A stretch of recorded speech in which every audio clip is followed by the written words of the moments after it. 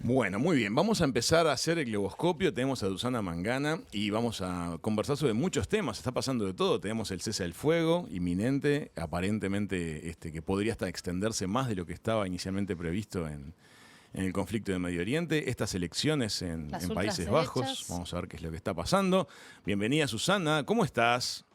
¿Qué tal? ¿Cómo estás, Sultán? ¿Todo bien? Tu arena hoy un poquito Hola. mermado, lo veo menguado, Está ¿eh? diezmado Sí, el harén. bueno, algo estará haciendo mal. Sí, sí. Sí, claro, algo está haciendo mal. Problema de liderazgo, seguro. ¿Eh? Problema de Hola, Isabel, liderazgo. Chiqui, ¿qué tal? ¿Cómo estáis? ¿Cómo va, Muy Susana? ¿Dónde te encontramos, Susana? Bueno, me encontráis hoy en Guecho, muy cerquita de Bilbao, a 20 minutos de Bilbao en metro y en coche 15-20 minutos también según donde sea tu destino. Pero es una zona costera muy, muy bonita. Lindo muy cerca sitio. de Bilbao. Lindo. Susana, ¿por dónde querés que empecemos con todas estas cosas que están sucediendo un poquito en simultáneo por estos días? Bueno, quizás por ahora decir lo que creo que tiene a muchas personas bueno, muy atentos y hemos venido siguiendo esta temática es el anuncio del posible cese al fuego, pero también ese intercambio de prisioneros palestinos que están todavía en las cárceles de Israel, que serían 150 personas. Casi todos son menores de edad, pero también mujeres jóvenes y otras mujeres que no tienen delito de sangre a sus espaldas, y el intercambio por unos 50 rehenes de las personas secuestradas por Hamas el 7 de octubre. Eso estaba previsto que ocurriera hoy jueves. Ujú. Bueno, hay una negociación que ha sido muy peliaguda, evidentemente que ha sido capitaneada por Estados Unidos, Qatar y Egipto.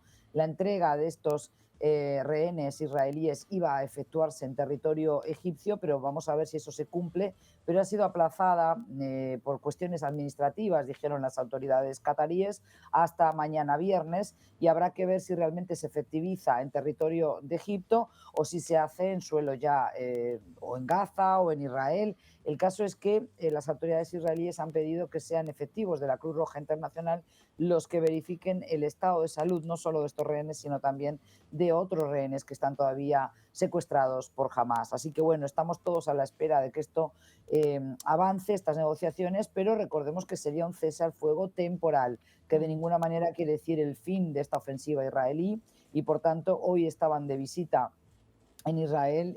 Va a continuar también viaje visitar a la autoridad palestina y también a Egipto el presidente de la Unión Europea, que es además el presidente de España ya efectivo, que es Pedro Sánchez, acompañado por su homólogo de Bélgica, como para tener una respuesta mancomunada de parte de la Unión Europea, exigiéndole tanto al presidente Herzog de Israel como al primer ministro que, si bien reconoce Europa el derecho a defenderse de Israel, también le pide que bueno, respete la vida de las personas inocentes y no arrase indiscriminadamente, es decir, que no tengan que morir tantas víctimas inocentes en la Franja de Gaza. Susana, ¿qué perspectiva le ves a lo que se ha mencionado, que es la posibilidad de que este primer cese al fuego se extienda por más tiempo?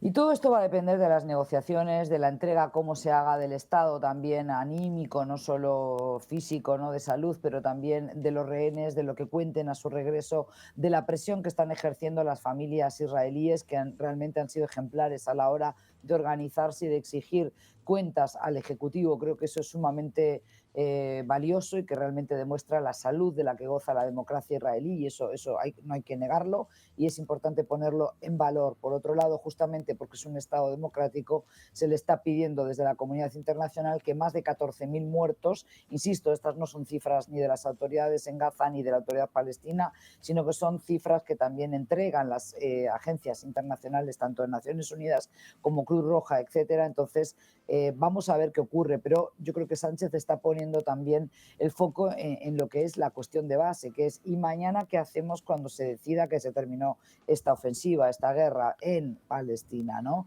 Porque no es una guerra entre Palestina e Israel, es una guerra de Israel en Palestina, represalias a Hamas, sí, pero ya ha dicho el premier israelí que una vez que regresen estos, o de que termine este plazo del cese al fuego temporal, van a continuar persiguiendo a los efectivos de Hamas, a los milicianos de todas las distintas milicias armadas, brigadas Al-Qassem, Yihad Islámico, etcétera, en Gaza, cosa de que no quede ninguna amenaza que perturbe la paz y la seguridad de Israel. Con lo cual, la pregunta del millón es, ¿y el día de después qué pasa con todos esos todavía gazatíes dentro de Gaza? Porque recordemos que Egipto está justamente negociando, intentando que también este cese al fuego implique la apertura del paso de Rafah, pero la entrada de más camiones con ayuda vital, ayuda humanitaria, medicamentos, alimentos, combustible, previsiblemente también, porque evidentemente Egipto tiene muy buenas razones para, ya lo hemos contado en otras ocasiones, en otros globoscopios, ¿no?,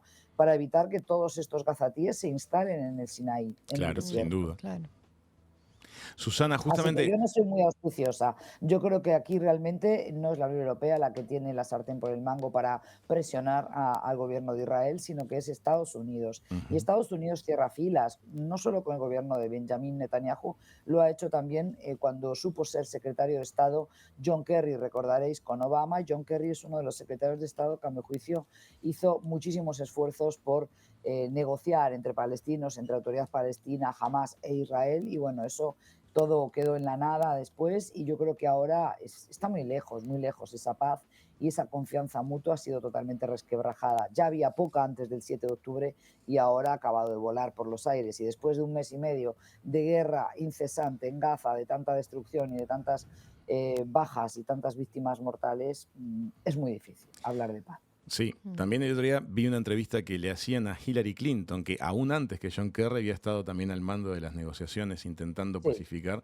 y el panorama que ella pintaba era en la entrevista, es muy interesante escuchar hablar a Hillary Clinton, dicho sea de paso, es muy clara cuando habla, maneja Ujú. mucha información, y y también daba a entender que sus esfuerzos sistemáticamente se encontraban contra un muro de uno y otro lado. Era muy difícil Exacto. avanzar en las Mm. negociaciones. Es que hay cerrazón en las posiciones, y hay posiciones maximalistas tanto de un lado como del otro, porque hay obtusidad también cuando se pretende quedar con todo el territorio y decir esto es Judea y Samaria, es la tierra de Israel, el Gan Eretz para el pueblo elegido de Dios. Bueno, ahí hay poco que negociar. Y del otro lado también, si siguen insistiendo en su caballito de batalla de queremos la destrucción de Israel, no lo vamos a reconocer nunca, no solo es falaz y falso totalmente, porque para gobernar jamás necesita acuerdos con Israel, necesita la devolución de impuestos que previamente retiene el gobierno israelí, no solo Netanyahu a la cabeza de ese gobierno, con lo cual siempre van a tener que negociar, siempre van a tener que llegar a acuerdos, ¿no? Una cosa son los discursos for export para la tribuna, y otra cosa es cuando estás en el ejercicio del poder, que eso, si quieres, nos viene muy bien para enganchar con el otro tema que teníamos hoy planteado, ¿no? Me parece muy bien. ¿Qué te parece si vamos a ello, Susana? Evidentemente, el Sí. péndulo ideológico de Occidente está empezando a oscilar y a tener muestras de irse hacia los sectores de derecha. Ahora bien, una cosa son las centros derechas y otra cosa son las extremas derechas, así como cambia mucho una centro izquierda y una extrema izquierda. ¿Qué es es lo que está pasando en Países Bajos? Claro, Países Bajos ha dado ese viraje, ese giro, ¿no?, hacia la ultraderecha de Geert Wilders, que es un hombre, un viejo político que ya conocemos por sus declaraciones y sus dichos xenófobos, y sobre todo es profundamente antimusulmán, anti-islam. Ujú. Entonces, bueno, esto me parece interesante analizarlo con vosotros en plan filosofía, ¿no? Entender por qué en un continente que se precia de ser progresista, de tener realmente un estado del bienestar, de defender políticas progresistas en la mayoría de los países que integran la Unión Europea, que es el faro realmente al que quieren llegar otros países que venían más rezagados en ese sentido, caso de Polonia, caso de Bulgaria, caso de Rumanía, es decir, los países que antes pertenecían a la Europa del Este y que quieren ser parte de esa Europa occidental, por más que estén situados geográficamente en la Europa oriental. Ujú. Bueno, a mí me, como se suele decir, las democracias en este tiempo van muriendo lentamente por líderes autoritarios que son elegidos democráticamente, ¿no? Mm. Y ahí tenemos el caso paradigmático de Hungría, por ejemplo, donde se ha ido produciendo un cambio gradual de una democracia que supo ser abierta a un gobierno con Víctor Orbán cada vez más autoritario, donde también se ven amenazados los derechos de las minorías, los derechos de los migrantes, la independencia también del Poder Judicial y el equilibrio de poderes, ¿no? Entonces yo creo que esta victoria en Países Bajos, un país que también supo ser un país de compromiso con los sectores vulnerables de su sociedad, demuestra que sigue habiendo viejos cucos, viejos miedos que están más presentes que nunca. El O miedo a la educación, ¿no? Susana, Sí, también te quiero preguntar acerca de, porque me estaba leyendo una nota muy interesante de Fito Garcés en el Búsqueda de Hoy, aquí en Uruguay, que analiza el caso de Argentina, ¿no? Entonces, en un momento de la nota dice, el de Argentina es otro caso de cultural backlash. Algunas prácticas e ideas de la izquierda en muchas democracias contemporáneas han generado cansancio y fastidio en una parte sí. importante de la sociedad. El triunfo de Milei es una perla más en el largo collar de reacciones, por ejemplo, contra la movilización callejera permanente y la agenda de nuevos derechos. La nota sigue, él lo relaciona con las próximas elecciones que vienen para Uruguay. Ahora, ¿estamos ante el agotamiento cultural, el cansancio, el fastidio de la agenda de derechos de las minorías en el mundo A ver, occidental? Tal vez lo que está pasando con los movimientos islamistas radicales, llevando a una guerra, el caso de Israel con Gaza, es visto por otros países europeos como que no nos pase a nosotros. Esta gente, a fin de cuentas, le empiezan a asociar a todos los que sean musulmanes y meterlos en la misma bolsa. Estás en lo cierto, pero creo que hay que separar un poquito las cosas. Yo A ver. coincido con esa valoración que hace Fito Garcés. De hecho, hay un trabajo que te quiero mencionar muy importante de la universidad. Muy importante, yo lo digo así porque me parece que es de los que se lee rápido, que está en prensa abierta y que a veces, si es corto y si es claro, doblemente bueno, ¿no? Sí, Me obvio. parece que no tiene por qué ser una cosa Pesada ni nada. Cada vez leemos cosas más cortas, entonces hay que ir a las cosas que son, no digo simplistas, pero sí que tienen Concretas. contenido. Y he encontrado un trabajo de Albert Falcó Jimeno, de la Universidad de Barcelona, junto con Marcus Wagner, de la Universidad de Viena, que analizan si la composición ideológica de los gobiernos influye, chicos, en el voto a la extrema derecha. Es Ah, decir, se vi el preguntaron artículo en la si prensa de Suiza, sí, sí, ya sé cuál decís. claro, se aumenta más el apoyo a la extrema derecha cuando los votantes están expuestos a gobiernos y políticas de centro derecha o cuando están expuestos a políticas de centro izquierda. Y en ese Exacto. sentido coinciden con esta idea del backlash. Pero vamos a evitar los anglicismos porque aunque en Latinoamérica se entienden muy bien, por ejemplo, aquí en España sabes que donde me encuentro hay bastante rechazo, Está aunque ya bien. van Sabemos colándose de a poco.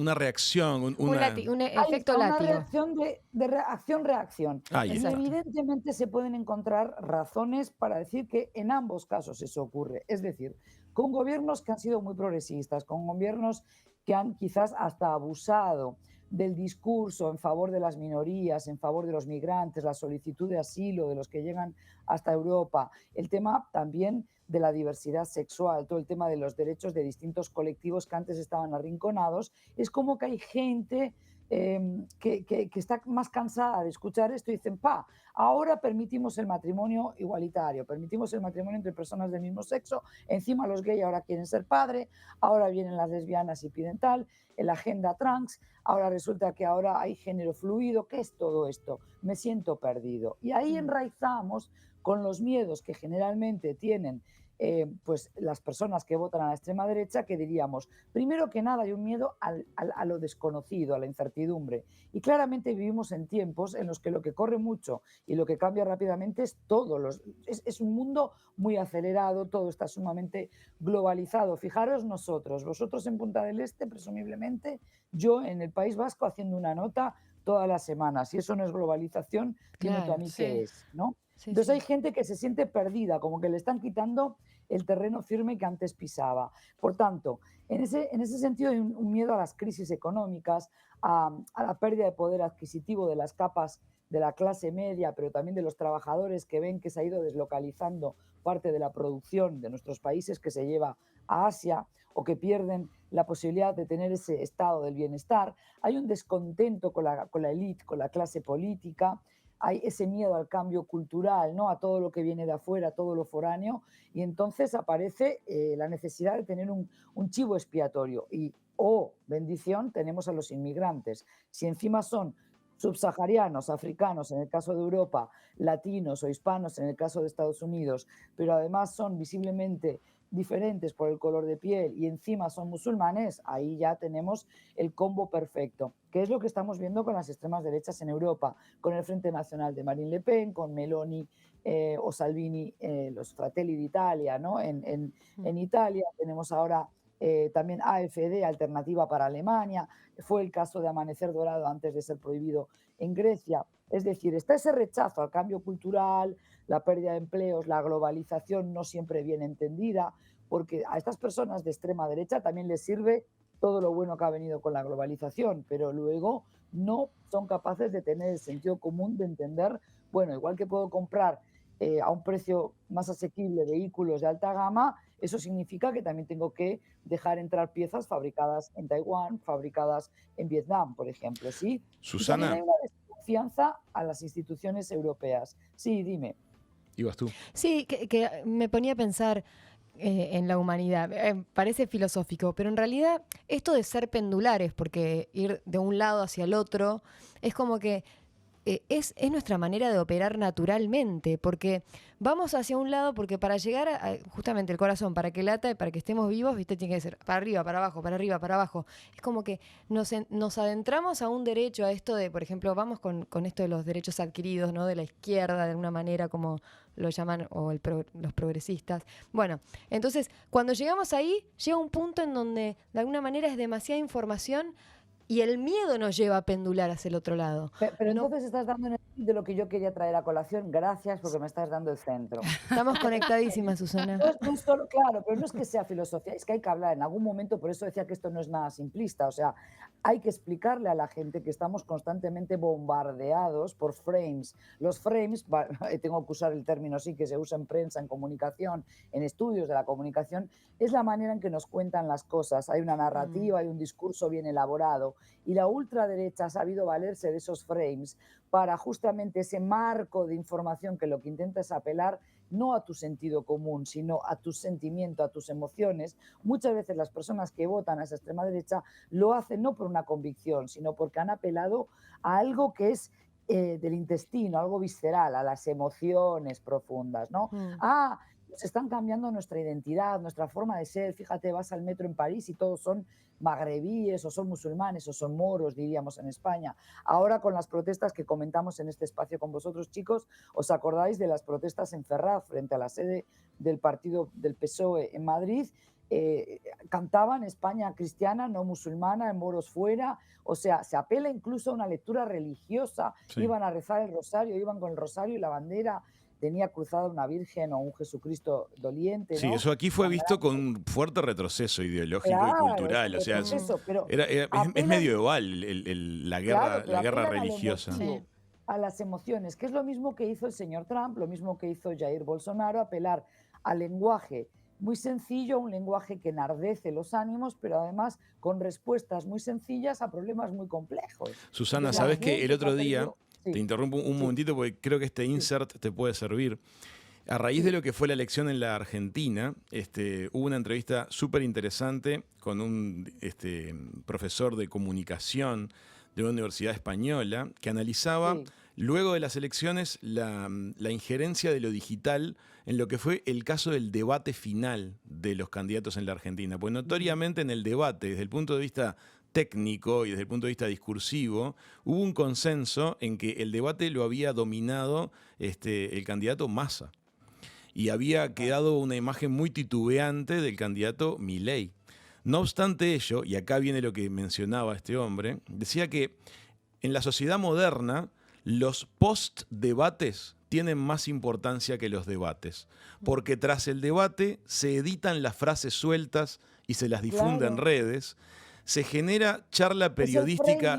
Es el Sí. framing y hoy tenemos polarización y brutalización en las redes sociales, ya lo dijimos la semana pasada. Entonces hay otro académico, Weston, que define lo que veníamos hablando y lo que tú estás diciendo es otra vez insistiendo en esta idea de las emociones, que son el combustible para luego tomar decisiones. Mirá, El votante toma decisiones decisiones políticas en base a esas emociones. Es decir, si lo llevamos al plano de esas decisiones, por ejemplo, apoyar o no a un determinado partido político, digamos PP, Vox, aquí en España se ha visto claramente. Hay mucha gente que hubiera votado por Feijóo. De hecho, Feijóo ganó esas elecciones el 23 de julio pasado, pero como se alió con Vox, muchos votantes no querían esa alianza y entonces esas emociones juegan un rol fundamental. Y parece que lo mismo va a pasar con el candidato de Países Bajos, que tal vez no termine siendo presidente del gobierno porque le va a pasar lo mismo que le pasó a Feijóo. Pero les redondeo esta idea que les puede interesar, además de lo de la edición de las frases, que cambian totalmente la percepción, porque cuando sacás el contexto de la charla, de contexto, el famoso cambia, me sacaron de contexto. cambia.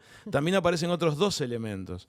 la charla periodística sesgada. Es decir, si vos tenés un panel de periodistas que te toman lo que pasó y empiezan Claro. entre ellos a conversar con sesgo, ya la percepción del que vio el debate, de hecho, también empieza a cambiar. Sí. Y también decían algo que dice que pesa muchísimo, y en Europa parece que es pesadísimo, aún más que en Latinoamérica, que es apoyo o desprecio de influencers significativos. Ah, mira. Sí, Uy, sí. los influencers Es haciendo la, política es la cultura de la cancelación, se llama Uf, así. sí. Es la cultura de la cancelación. Entonces yo por eso insisto en esto, porque estamos en un medio de comunicación y creo que es importante, yo diría fundamental, que los medios de comunicación evitemos convertirnos en órganos de propaganda. Por eso hoy te planteaba, preparando la nota para hoy, te decía, más que quedarnos con el número de escaños, que eso cualquiera lo googlea, cualquiera que nos escucha, yo estoy segura que hace este tipo de cosas, porque no hacemos un programa light, no es un varieté, no estamos hablando de la vida amorosa de nadie, vamos a decir así,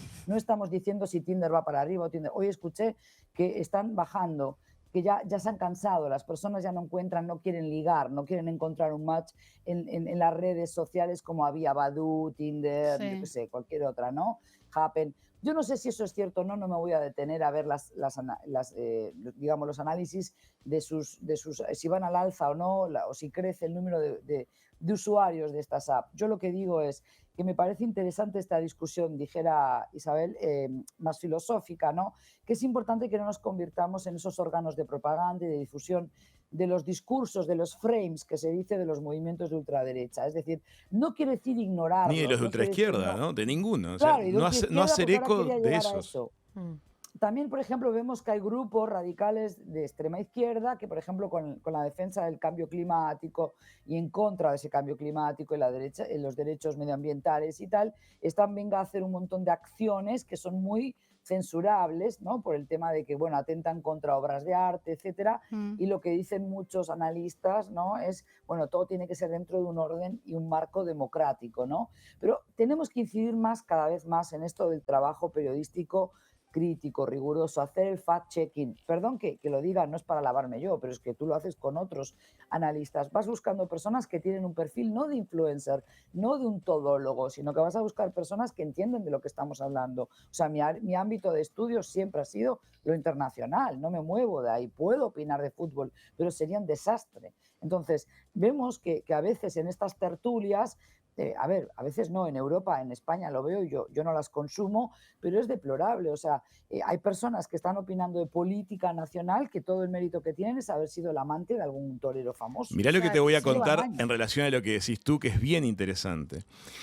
En lo que fue la campaña política del candidato Milei en Argentina, hubo una persona que de hecho el día del triunfo de Milei fue muy celebrada en lo que era el búnker, como les gusta decir Sí. a los argentinos de la libertad Milei, avanza. de hecho, Milei lo cambió y dijo que es campamento. Me para parece, él. bueno, ok. Me parece bien igual. El asunto es que felicitaba mucho a un muchacho muy jovencito, que es el que lleva una cuenta de Instagram que se llama El Peluca Milei. Sí. Consideran que ese chico provocó que cientos y cientos de miles de votos se Lo votaron. prefirieran a Milei. Bueno, y le preguntaban los periodistas a este chico acerca de su nivel de compromiso con la propuesta del candidato. Y él contestó, a mí mientras me guste lo apoyo.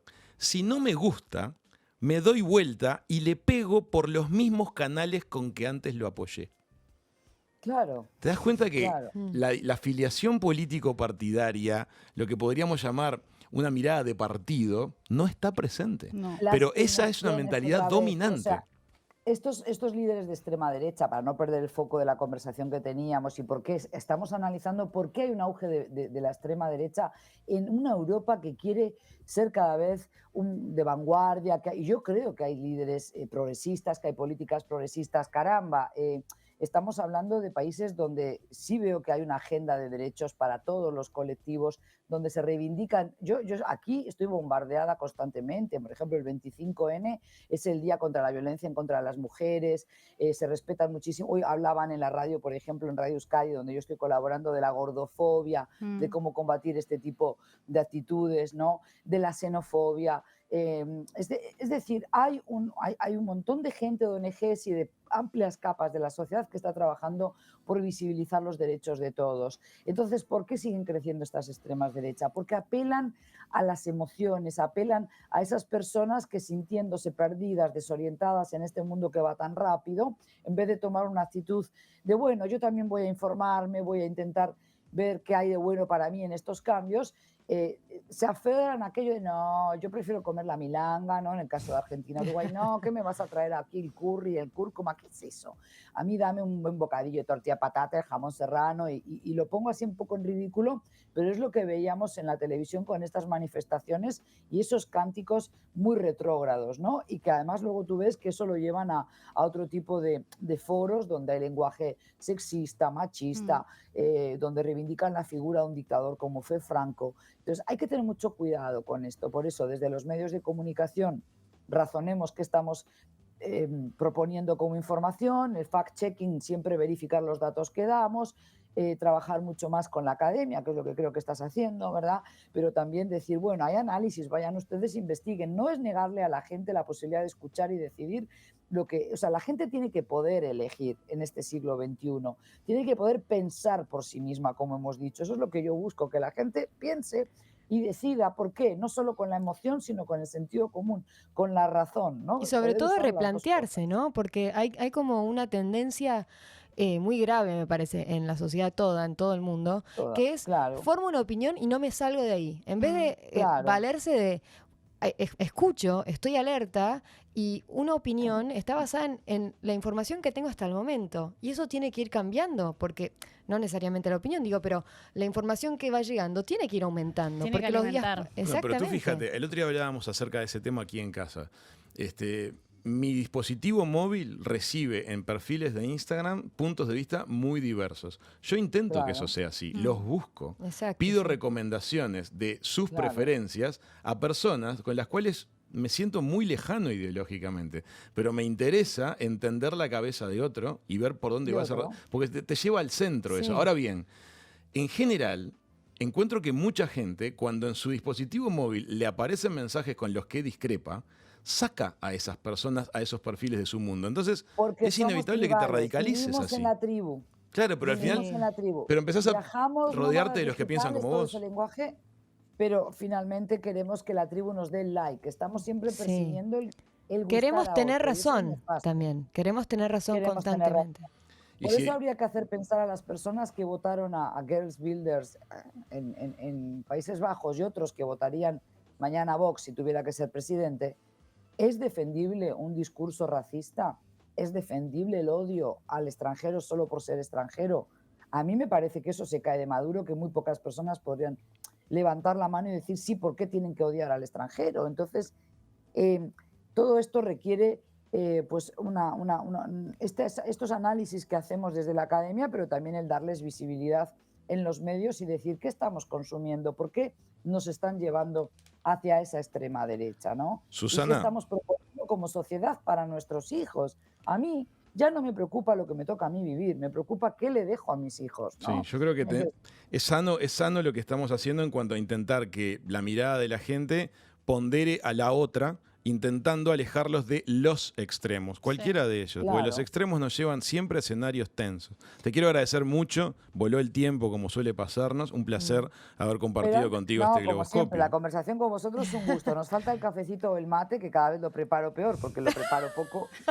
Pero recomendaros una película para que veáis, Por favor. que ya salió al cine, es buenísima. ¿Cuál? A mí en algún momento me removió mucho por dentro. En cuanto la veáis ya vais a saber por qué.